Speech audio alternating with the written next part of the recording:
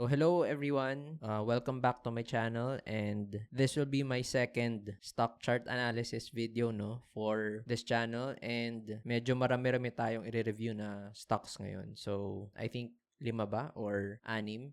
If this is the first time that you're viewing a video of mine from this channel, if you're not yet a subscriber or don't follow me yet in any of my social media pages, I implore you to watch my previous videos so that you'll somehow have an understanding of how I approach the stock market or how I approach technical analysis in general, so that you can follow the stuff that I'll be saying here. On the other hand, if you're one of my subscribers or my followers and you've watched my previous videos, so welcome back and thank you for watching another video of mine. So without further ado, let's go to the first stock. Okay, so that's AGI. So that's Alliance Global Group, Incorporated, AGI. So unang tingin pa lang natin, alam na natin na downtrend siya. 'Di ba? Ayan, sa arrow kitang-kita pababa. And if we're going to look at it, nag-start talaga yung downtrend niya around June of last year pa, So ito yung peak niya nung June 6. Tapos ito ngayon tayo, nasa June 3rd week. And patapos na yung month ng June, pababa pa rin siya. Hindi pa natin nilalabas yung MA100 dito, pero sure ko na nasa baba ng MA100 yung mga candles kasi matagal na siyang downtrend eh. Ayan, 'di ba? So we already know that it's in a long-term downtrend. Aside from looking at the candles, kung babasihan natin yung MA100, since nasa baba yung mga candles, alam natin na downtrend yan. Ayan, that green area there. Tapos, tingnan natin sa medium term, which is MA50, ganun din. So, downtrend din siya sa medium term. And then, pagdating naman sa ating short term, somehow nagkaroon siya ng consolidation dito, Tapos, nagkaroon lang kaso ng breakdown. Kaya, bumaba further. So, right now, it's in a medium-term and long-term downtrend. Tapos, recently, short-term downtrend siya. Pero, ngayon, parang dumidikit na yung candle sa MA20. So di natin sure, pwedeng short-term consolidation. Early short-term consolidation. However, tanggalin muna natin yung mga MAs ulit para clear. So, ang gusto kong gawin natin is punta tayo sa mga a few weeks back, or a few months back sa AGI para makita natin yung naging galaw niya. Gusto ko mag-focus tayo dito specifically sa December of last year, to December 27. Ayan. So, mga katapusan ng November tas December. So, kung mapapansin nyo, itong area na to is actually a support area. Diba? Ito yung tinatawag natin na double bottom. Okay? Double bottom siya kasi nag-create ng bottom dito. Yan yung pinakauna. Tapos nag-create ulit ng pangalawang bottom dito. Self-explanatory. Since nagkaroon niya ng support dyan, pwede natin tong lagyan dito ng horizontal line. Okay. And makikita nyo rin kaagad na naging support talaga siya kasi nung March nitong year, few months ago, nagsusupport talaga siya, Ayan. Gusto ko lang dito i-describe kung paano yung nagiging galaw ng isang stock based sa ginagawang buy and sell ng mga market players or market participants. Retrospect tayo. Halimbawa, andito tayo ngayon sa December 21. So, assume na may mga traders na bumili dito sa area na to, Kasi, in-expect nga nila na magsusupport ulit tong area na to. So, ibig sabihin, itong consolidation na yan, andyan yung mga grupo ng market participants or market players na nag-decide bumili. So, alam natin na may mga taong pumili dito or mga group or companies or corporations, diba? Or mga investment firms, mutual funds na bumili dyan. Kasi kung wala namang bumili dyan, di sana bumagsak na yan ng 950 noon pa. Diba? So, ibig sabihin merong bumili dyan. Ngayon, as I've mentioned from my previous videos, ang stock, nagkakaroon niya ng selling madalas when it encounters a resistance. And most market participants, most traders, already know this. Parang ano yan basic knowledge, di ba? So, ibig sabihin, sa resistance, kung magkakaroon ng selling, as a trader, you have a choice to sell in that area also, di ba? Pwedeng unahan mo na kasi nag-expect ka ng bentahan doon. Pwedeng doon ka din magbebenta, di ba? Or, kung medyo optimistic ka or bullish ka, itatry mo kung kayang lagpasan ng stock yung resistance na yun, di ba? So, ibig sabihin, sobrang importante na alam mo yung mga resistance levels ng stock. So, dito sa part na to, so bumili dyan yung mga market participants, no, yung mga market players. Ibig sabihin, nag-expect na sila magbenta sa resistance. Diba? Pwedeng ganun. Kailangan alam na agad nila yung resistance. Kasi yun yung posibleng maging area kung saan sila magbebenta. And syempre, hanapin natin kung ano yung mga resistance na yun. And madali lang naman yan Ang resistance area na susunod is either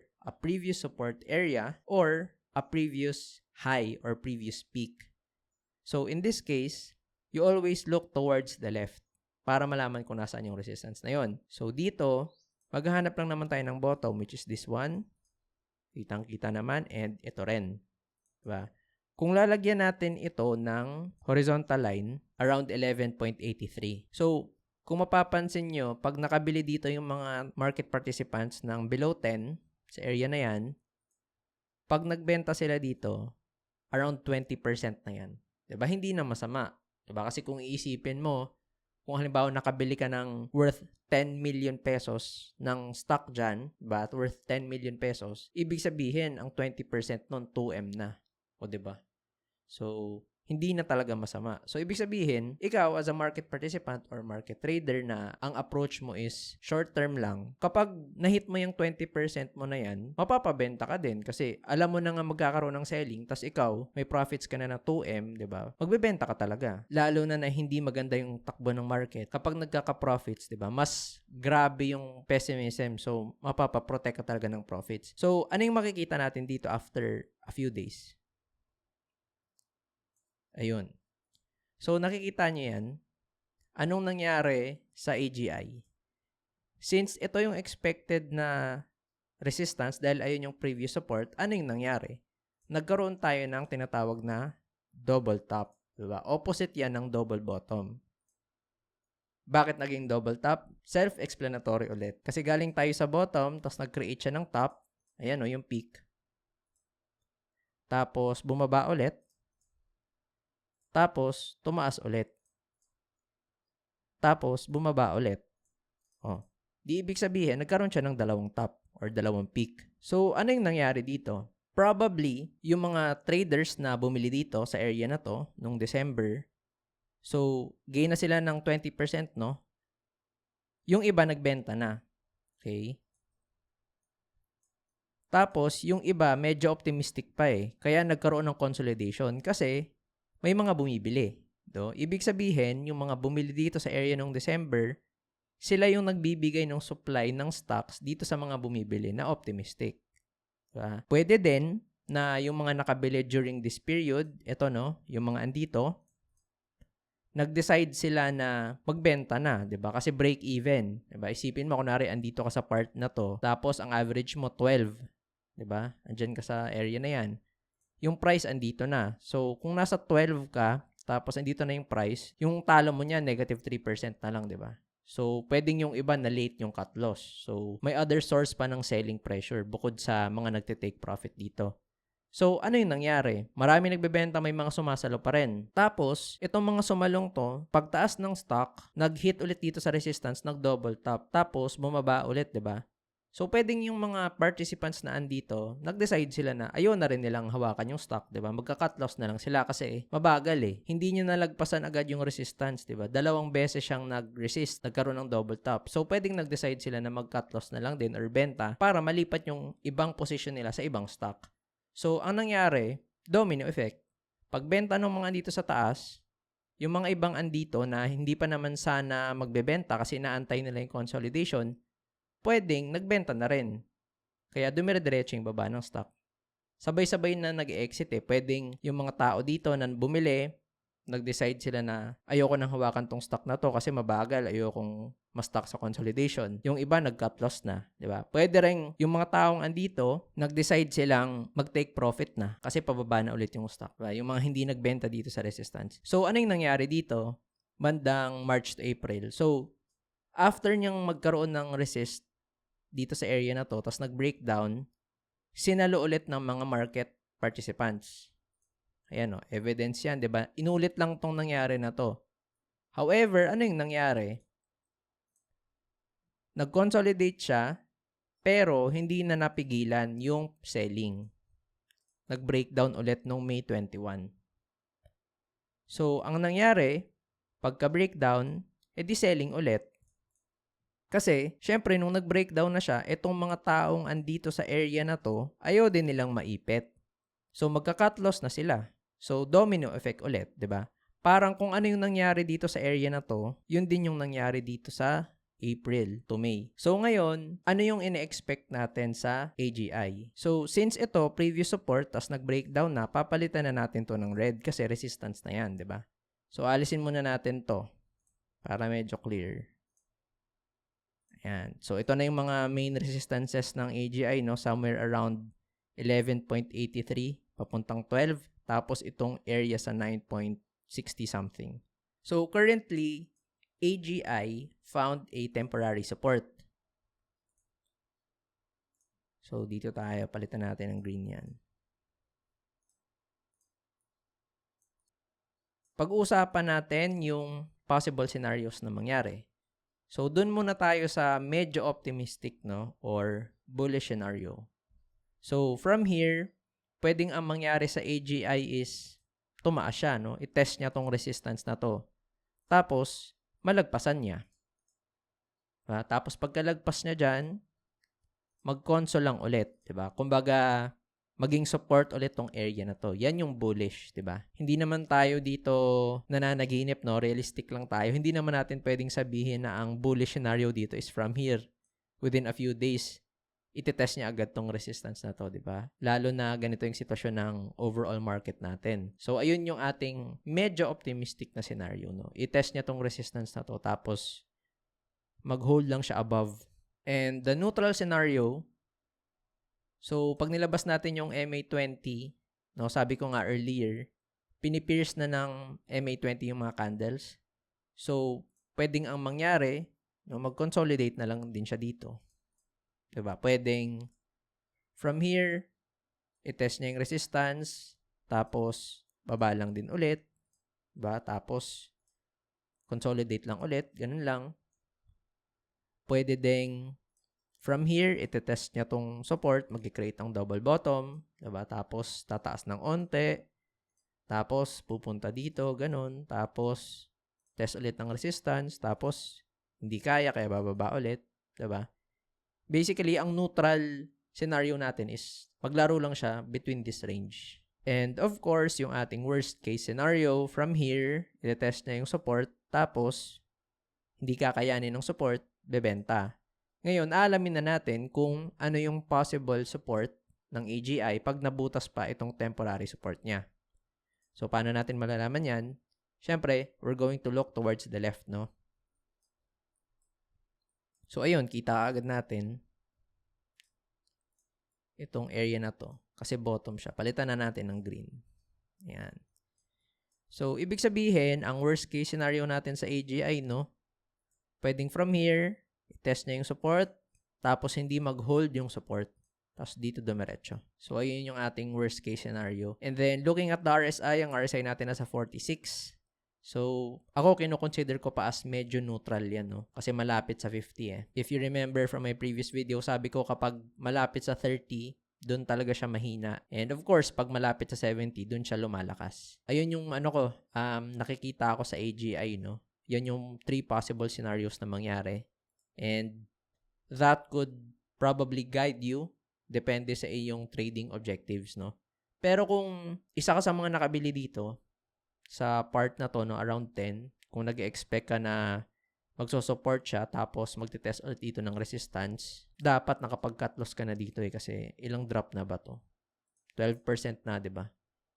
So dapat mga around 10%, no, to 5% dapat nakapag-cut ka na dyan. Kasi once na mag-breakdown to, tapos ganito pa yung sitwasyon ng market, hindi ka talaga mag-expect na makakabawi siya kaagad, no? Or rebound, bounce, or reversal agad. And kung dito ka naman nakabili, kung swinerte ka, no, dito ka nagbili na time mo yung bottom, you're currently up around what?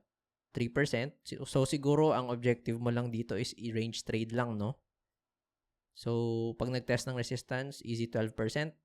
So, nasa sayo na yun kung i-hold mo pa kasi kung titingnan mo kung kaya niya pang lagpasan yung resistance na yan. And yun, of course, pag nag-drop dito, alam nyo na yan, cut loss at 5%. Or kung yung cut mo 10%, pwedeng sumakto ka pa dito sa support na to. So, pwede niya pang pigilan yung cut loss mo in a way, no? Pero, pag bumaba pa niyan dyan, ako, wala na, tapos na yan. Mukhang kangkungan yan. So, next up, JGS. Okay. So, medyo similar, no? Similar kahit papaano sa AGI. So, tanggalin muna natin yung ibang MAs. So, ayan, MA100. Big sabihin, long-term downtrend na yan. And pag tinignan naman natin yung buong chart niya, ayan. Since last year pa yan downtrend. Diba? Much like AGI din. Tapos, yung MA50, ganun din. Downtrend din yan. Below din siya eh. Tapos, MA20, ganun din, no?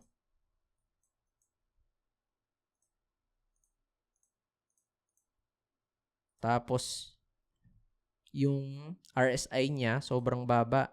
Malapit na sa 30. So, ito yung sinasabi ko, no? Mababa yung RSI niya. Tapos, nagkakaroon pa ng bentahan. So, mahinang-mahina talaga yung stock. So, ano ba yung nangyari, no, sa JGS? Puntahan lang natin to kaagad. Itong recent consolidation niya. So, kitang-kita naman. Ito yung ating mga support, no? Nag-double bottom siya dyan. Tapos, dito, parang nag-support pa, no? Pero short-lived lang. Tapos, nag-breakdown lang din ulit. Now, if I'm going to ask you, why do you think after nitong breakdown na to from 34, ang price ng JGS 25? Then, of course, the answer is very simple. Itong mga sumalo ng JGS sa part na to, nung nag-breakdown na yan, ilang percent na ba yan? 17% from here. Nakabawi. Tapos, 17% ulit dito. Diba? So, sa tingin mo, itong mga sumalo dyan, tingin mo hindi yan sila magkakat kung trinade lang nila yung stock na yan?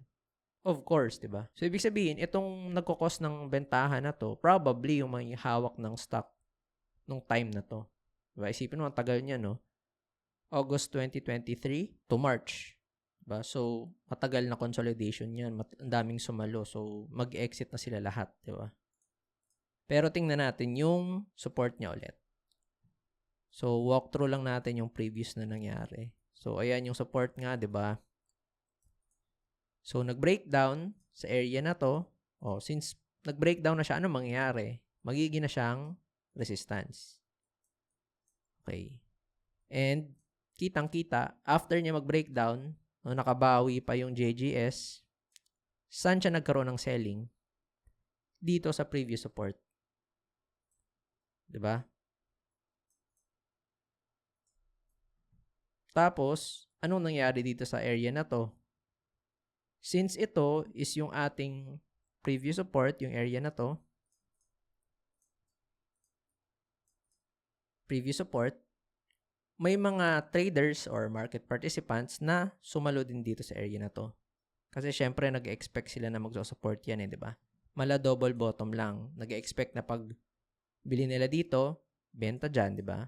Kasi ilang percent ba to? From here, kung nasa low mo yung support, 20% din, di ba? Parang AGI trade lang din. Ang problema, hindi nangyari yung trade. I mean, hindi nangyari yung bias na ganun. So, nung nag-breakdown, anong nangyari? Siyempre, magka-cut loss na yung mga pumili nung May to June. Kaya nagkakaroon ulit ng bentahan. Tapos kung titingnan nyo, di ba? Since nagkaroon ng breakdown nung June 13, anong mangyayari dito sa area na to? Resistance siya kaagad. So kung mag-zoom in tayo ng onte, anong nangyari? Ayan, no? Resistance siya kaagad. Napigilan niya agad yung pagtaas ng price nung June 19 tapos June 20. Diba? So, ayan, nagkakaroon ngayon ng bentahan. So, alam natin na yan ang current key levels ng JGS, no?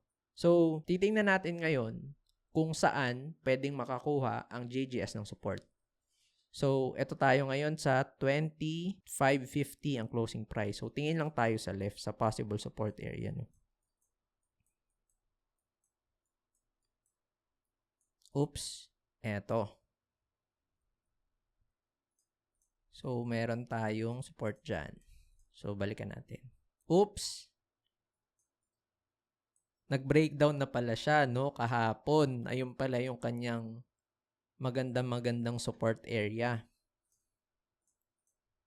So, ito yan. Support yan. Nabutas kahapon. Kaya nung nabutas, tingnan mo, grabe din yung nagbenta, oh.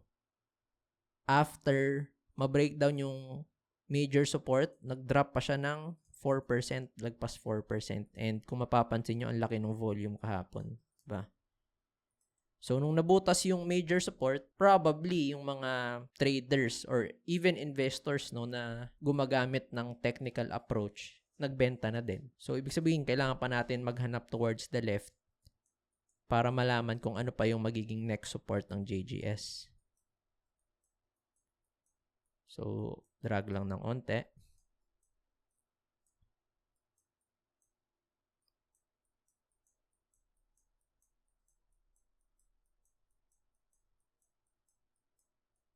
Ito, possible, no?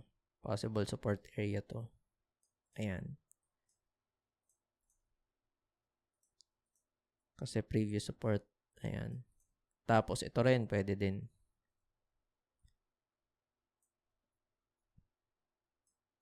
Ayan. So, balik tayo dun. Ayun. So, ito na yung mga next support areas, no? Pero itong 23.25, I'd probably consider this as a minor support lang. So, medyo nipisan natin. Ayan. So, dito na tayo mag-formulate ng possible scenarios na mangyari, no? So, optimistic scenario. So, from here, resistance na pala to, no? From here, makabawi agad. Tapos, mag-consolidate lang ulit. Between ng range, no? So, malalagpasan niya na tong 26.69. Pero, hindi siya lalagpas ng 28.99 or 29, I mean. So, andyan lang siya magko-consolidate, no? And the neutral one is probably magso-support to, tong area na to. Tapos, dito na siya magko-conso. Tapos, a few days, maybe a few weeks, tamang test lang ng resistance. And probably, kung malakas-lakas yung stock, ma-overcome niya yan. Tapos dito na siya magko-consolidate. And syempre, ang ating worst case scenario, pag hindi nag-support itong area na to, wala nang ibang pupuntahan yung JGS, no, kundi itong area na to. 18. So, siguro yung meron dyan mga ginagamit yung psychological supports, no, pwedeng sa 20 since whole number. Pwedeng maging cost ng support and buying yan dyan. So, worst case scenario, probably mag-drop yung price between 18 to 20. Ayan. So, next up, green. Ayun. So, grabe tong stock na to, no? From June 26 last year. So, 1 year na tong sobrang downtrend at grabing bentahan yung nangyari. Wag muna tayo mag-focus sa big picture. Dito lang muna tayo sa medium to short term. So, kita naman agad, meron tayo ditong consolidation. Ayan. So, ang nangyari basically is, nagkaroon ng bottom dito, tumaas yung green, and then nagkaroon ng peak or first top niya. Tapos, nagkaroon ulit ng second top dito. So, siguro yun, yung mga bumili dito nawala na ng gana, kaya nag-decide silang magbenta. Kasi nag-double top eh. Siguro ang inaasahan ng mga bumili nung May papuntang January is, bibili kami dito, tapos, pag nalagpasan niya tong resistance, edi okay. Kaso hindi nangyari, hindi natuloy. So, probably nag-exit na sila kasi nakikita nilang malakas yung resistance dito and selling. So, nag-decide silang either mag-cut loss or break even or just scratch the trade. And yun yung nag-cause ng domino effect. So, currently, ang support ng green, ito, possibly yan. Palitan natin ng green yan. Kasi meron ng previous support dito, no? So, nagkaroon ng support inside the range. So, currently, nagsusupport yung area na yan. So, syempre, ang ating optimistic scenario, no? Mag-hold itong area na to, tapos i-test niya yung resistance area na yan. And then, ang ating neutral is pwedeng dito na rin siya mag-consolidate, no? Kagaya ng ginawa nitong move na to. Nagstay lang siya dyan ng halos isang buwan.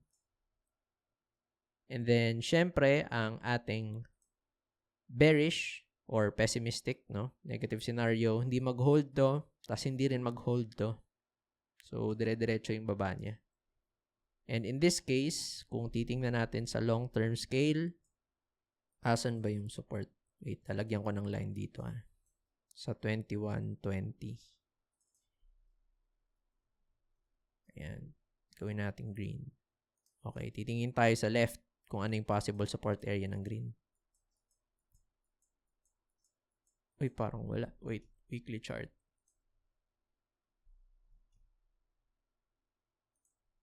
Uy. Nako.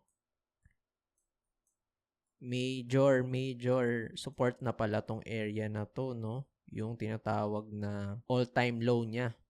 Itong 0.40. So, ito na pala yung kanyang pinakahuling support. Kaso, nag-breakdown na siya doon. So, nag-breakdown na siya nung October pa pala.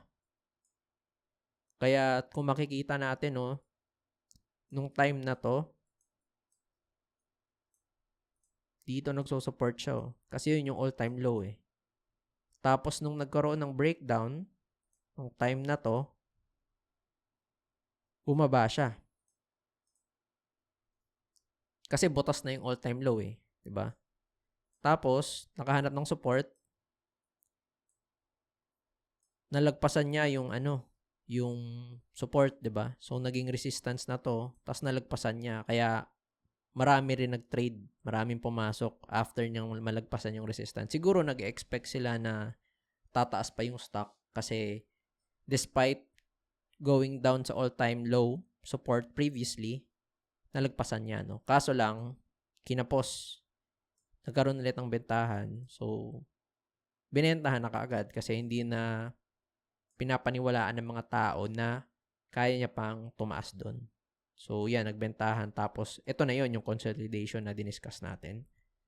So, ibig sabihin, nasa all-time low ng green itong 2050. Okay, so yan ngayon ang pinaka major support natin. Ibig sabihin, no, if you're just going to look at the DNA of green, kapag nagkakaroon siya ng breakdown sa kanyang all-time low support, pababa talaga siya. So, syempre, ang bearish scenario natin ito, pag nag-breakdown siya dito, diretsong baba. And since yung 2050 na yung kanyang all-time low support, wala nang support dyan na mag-hold. So, hindi ko naman sinasabing diretsong pababa yan, no? Pero, mahirapan ng magkaroon ng support dyan kasi walang basihan yung mga traders kung saan yung possible support area niya. Diba? And I think, no, kahit hindi ako gumagamit ng fundamental analysis, kung walang fundamental news or anything positive about the business or the company, syempre wala ding mga investors na papasok dyan. So pag nag-breakdown yan dyan, ano pa yung pwedeng mangyari? Syempre, itong mga nasa consolidation na to, pwede na rin silang mag-exit dyan, di ba? Kagaya nung nangyari sa JGS. Diba? Yung mga pumasok sa consolidation na to, pag nag-exit sila, pababa yung stock. So, dito sa green, since mga andyan sila sa consolidation na yan, pag nag-breakdown, syempre, magbibenta sila, diba? Para mag-cut. And just add ko lang, no? Because itong green, I added this to our stock chart analysis.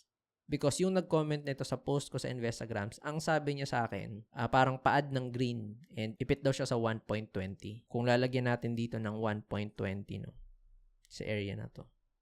So, andyan yung average entry price niya. So, ayan. And, if we're going to delete muna ito, no, para mas clear, tanggalin ko na yan since alam naman na natin yung mga levels. So, if your average entry price is 1.20 and the current price is 21.20, this means negative 80% na yung position. So, brother, I'll be honest with you, no? Itong green, wala nang pag-asa to in the short term, medium term, or long term. And when I say this, short term, medium, long term, ang minimin ko dito is between months to years. Because if a stock decreases by 80%, ang kailangan niya ng i-gain, 'di ba, para makabawi is 466%. 'Di ba? So ibig sabihin, from here, dapat yung company is mag times 4, no? Near times 5 para makabawi ka. So ibig sabihin no, kailangan yung mga traders at investors bumili sa stock na to ng sobrang lakas, sobrang daming volume para maabot yung price na yan. And that will not happen unless magkaroon ng positive sentiment or positive news about the business or the company. So, ibig sabihin nun, it's very unlikely na bumalik yan dyan sa presyo na yan ng biglaan lang, no? In a matter of days, weeks, or months.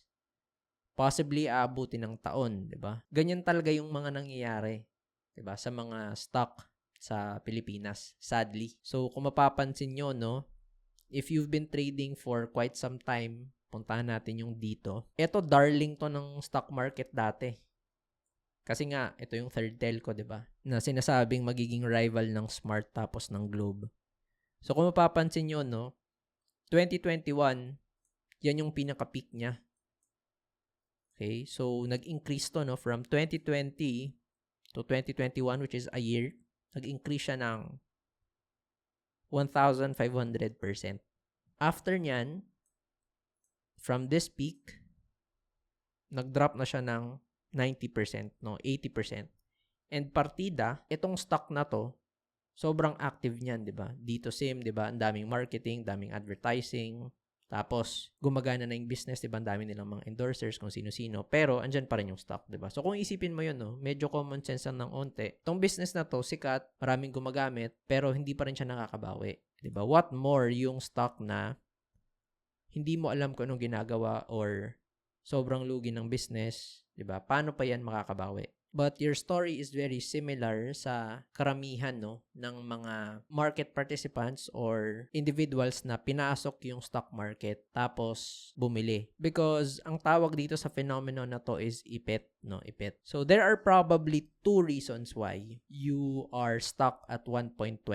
Una, you probably had a trading plan. Gumamit ka ng technical analysis, no? Pwedeng pumasok ka sa 1.20 kasi ito, pwedeng ito, no? May consolidation dyan. Tapos nung nalagpasan niya tong price na to, pumasok ka dyan sa 1.20. Kasi breakout eh. So kung pumasok ka dyan at 1.20, tapos nag-increase yung price, ayun, 20%. So nag-increase ka na ng 20%.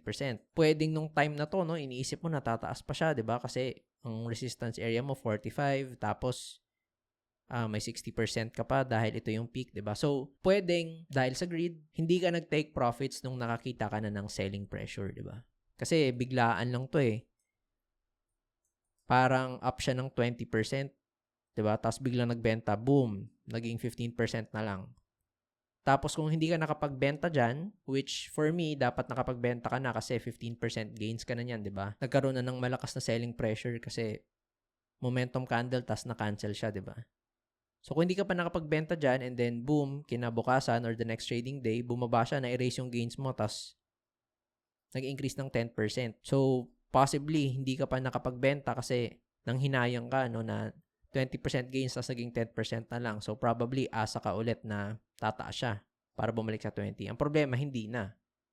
So, in the next trading days, naging 0 hanggat sa nagkaroon na ng benta-bentahan, di ba? And lumabas na, naging ka ng investor. So, mahirap yon because you've already shifted your bias, no? Kumbaga, pumasok ka using technical analysis, you weren't able to follow your rules, so nag-shift ka ng mindset and became an investor, diba? So, ma-advise ko lang sa inyo, if you're trading using technical analysis, you should always follow your rules. Don't be greedy, no? Kapag pinapakita sa'yo ng market na nagkakabentahan na or malakas na yung selling pressure, diba? And part ng system mo na pag sinabi ng market or ng stock na nagkakaroon ng bentahan, dapat mag-sell ka na, di ba? Huwag mo nang isipin na pwede pa siyang mag 30%, 40%, or 50%, di ba? Always follow your rules, always follow your trading system so that you will avoid disappointment kapag kinain lahat ng profits mo. And worse, mag-decide kang hindi na mag-cut kasi gusto mong mabawi yung perang makukuha mo na sana, di ba? Ngayon, on the other hand, if you didn't enter the stock because of technical analysis but because of speculation, yun yung mas mahirap din. Because if you enter the stock because of speculation or hype na tataas siya or ito yung mga future projects ng company or ng corporation, ng stock, diba? So, ma-hype ka na, mag-i-increase siya ng 50%, 100% ng ganitong days, diba? Or ganitong weeks. Mahirap kasi sa speculation is wala kang exit plan. Diba? Ang exit plan mo lang is kapag nag 50% siya or pag nag 100% siya kasi ayun yung sinasabi ng mga nakikita mo sa social media, diba? Paano na yun kapag opposite yung bias, diba? Pag downward move siya, hindi mo talaga alam kung saan ka magbebenta kasi ang naka-ingrained sa mind mo, you're going to sell if it's 50% or above. Diba? Wala kang plano kapag bumaba siya ng 5%, 10%, 15%, diba? Tapos hindi mo na alam na lumulobo na yung losses until umabot na ng negative 50, 60, 70, 80. So again guys, my advice to you, don't ever speculate or buy a stock just because of hype. May difference kasi yan Yung speculation, ginagawa ng ibang traders yan and ng ibang investors yan, no? Pero, tactical yon and strategic. Diba? Ibig sabihin, meron silang nakikitang possible news, diba? Or rumors or kung ano man, tapos nagbabuy-in sila doon, pero may plano pa rin sila kung paano sila i-exit. Hindi lang sila bumibili based on hype or positives, diba? Naka-ingrained na rin sa system nila na okay, magsi-speculate ako dito, pero kapag hindi nangyari yung rumor, hindi nangyari yung news, magbebenta ako at a specific cut loss price para hindi lumobo yung losses, diba? Okay, so let's move on to our next stock, which is NX. So, unang tingin pa lang, no, nakikita natin na merong consolidation sa stock na to. However, another thing that I noticed dito sa stock na to is yung pagiging niya, bungi-bungi, 'di ba? So, maraming gaps. And the reason for this, no, pag nakakita kayo ng mga candle na hindi buo-buo, kagaya ng mga ganito, yung parang lang, nasa isang price point lang siya, no, para lang may mga dots, no, para lang may mga tansan. Yan, yung mga ganyan. The reason why is because this stock is very illiquid. Ibig sabihin nun, onti lang yung bumibili, onti lang yung nagbebenta. Ibig sabihin, onti lang yung nagtitrade ng stock na to. And if we're going to look at yung pinaka-recent trading date, this is on the 19th. So, ibig sabihin, ang huling trade na nangyari dito, nung Wednesday pa. So, ibig sabihin, nung June 20, tapos June 21, sa milyon-milyong account na nasa Pilipinas, tapos mga ibang traders no, sa ibang mundo, sa loob ng 2 araw, ni isa sa kanila, walang nag-decide na magbenta or bumili ng NX. Diba? So, it's very illiquid. And if you're trading, I highly advise na you avoid stocks that are very liquid. Because, kapag bumili ka sa stock na to, tapos, walang ibang gustong bumili, wala kang mabebentahan. Diba? So, masa-stock ka. Diba? Kahit wala kang losses, or kahit may gains ka pa, hindi mo ma-realize yung gains na yon kasi wala kang bebentahan since walang gustong bumili. Diba? So, the only time that you can sell your position is if somebody is waiting for you to sell that. Diba? Kapag may taong gustong bumili. Okay? So, paano kung walang gustong bumili? Hindi ka makakabenta. So, yung gains mo, unrealized lang yun. If you're planning to trade the stock kasi nasa consolidation and currently at support area siya, pag-isipan mong mabuti. Kasi although, pag nakabili ka dito, tapos inabot niya tong price na to dito, 40% gain yan. Ang tanong, 40% gain ka, pero sinong bebentahan mo kung walang gustong bumili, di ba? So, next up, home. Ayun, so currently, it's in a support area, which is this one.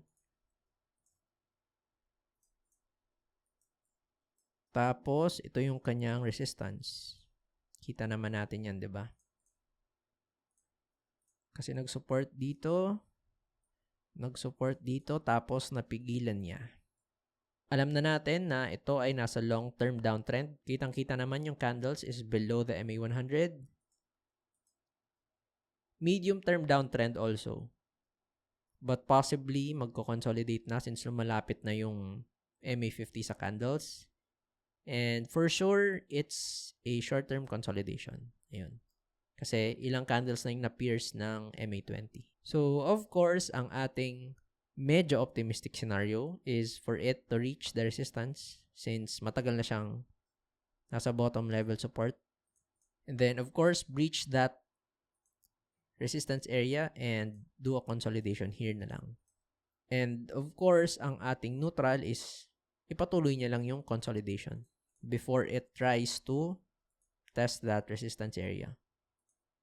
And syempre, ang ating bearish scenario or pessimistic one, nag-breakdown to. So, hahanapin na natin kung ano yung next niyang support area.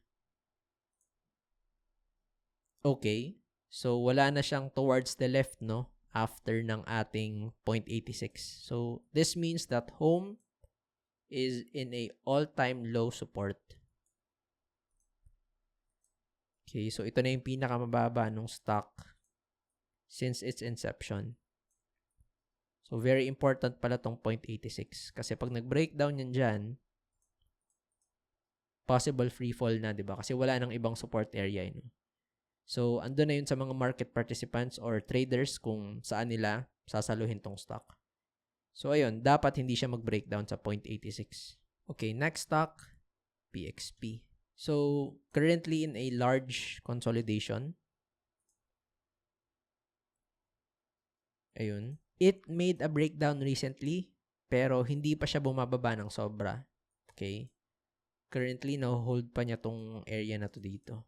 Okay, so, nag-breakdown siya dyan. Nag-breakdown siya, no? Pero, hindi pa siya tumutuloy ng bentahan.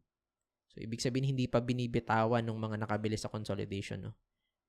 So, double top here. And then, support area dito. Support, but nag-breakdown. So, syempre, itong low na to is i-consider na natin as resistance yan, no? Yung 3.03.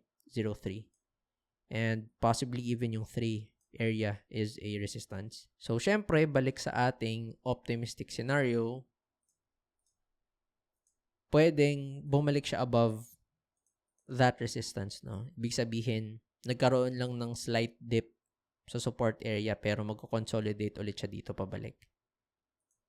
And the neutral one is humaba pa yung consolidation, no? Not necessarily this type of a consolidation. Pwedeng lumaki-laki yung box para mag-consolidate siya dyan, no? And of course, ang ating worst case scenario from here, mag-decide na yung mga bumili dito sa conso na to na magbenta na, no? Because they don't see any developments or positive news about the stock kaya bibitawan na nila and magbebenta.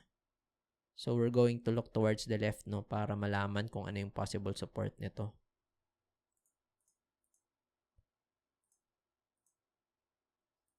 Okay, ayun. So currently, no, andito pala siya sa isang major support area. Kaya pala nag-hold. Kasi andito siya. So yung major support area nito hanggang dito pa, no?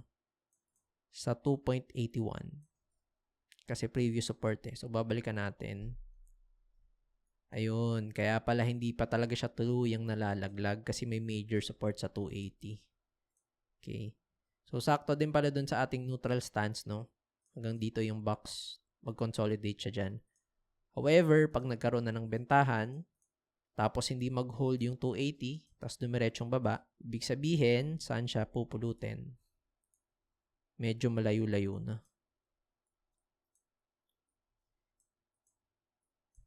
Medyo malayo-layo.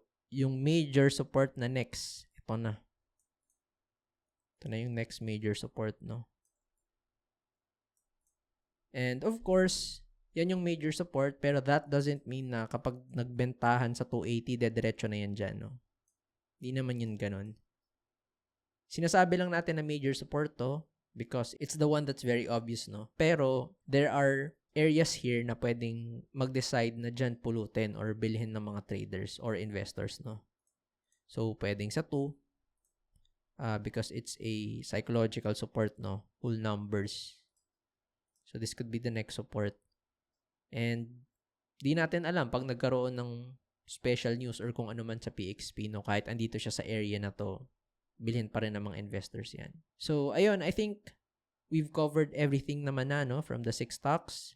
So, thank you guys for watching this video. Thank you for listening and I hope may natutunan kayo sa video na to. So, if you liked this video, if you've learned a lot, please hit that like button and subscribe to this channel. So, see you again in the next video.